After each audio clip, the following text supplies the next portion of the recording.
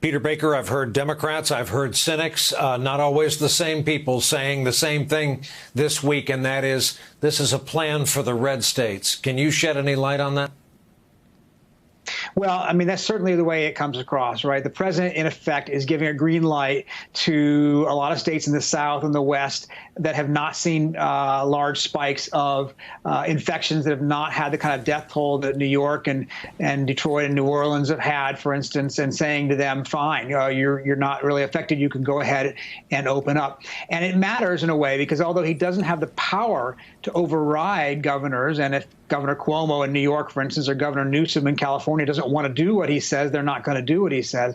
But there's a lot of these red state governors who follow the president's leader, take his advice on this, and they are going to begin reopening parts of the economy as they see fit. So I think it was, in fact, intended for that swath of the country. I asked the president today how many states he was thinking that might include in the near term, in the next few days to a couple of weeks till May 1st. He wouldn't say. But just yesterday, he had used the number 29 states that he thought were doing very well. If it's anything like that, that would be a pretty big swath of the country, even though they're probably the lower population states.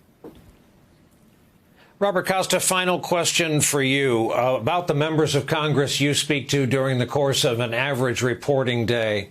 Some of them have been bystanders during the Trump presidency, some of them critics, but a large sum of them enablers.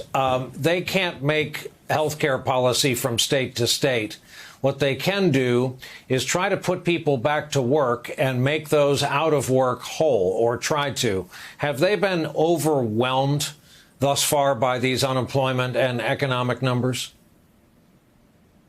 They have been overwhelmed, but it's important to note that throughout the course of my reporting that so many of these members of Congress, Democrats and Republicans, they feel like bystanders at this time.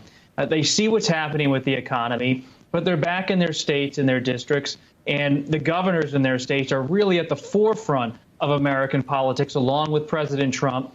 And this current impasse about small business loans and whether it's going to be $250 billion or $500 billion, tension, a fight between Leader McConnell and Pelosi, and you don't see a lot of side players coming to the foreground. And even the presidential campaign taking a back seat along with Congress in many respects to what's happening. But at the same time, it's Speaker Pelosi. She is the key figure here, the person who on phase 3 was able to work in phase 1 and 2 with Secretary Mnuchin. And as a reporter, always pay attention to Speaker Pelosi and Secretary Mnuchin, because President Trump doesn't have that kind of bond with the speaker to get a deal done, at least at this time.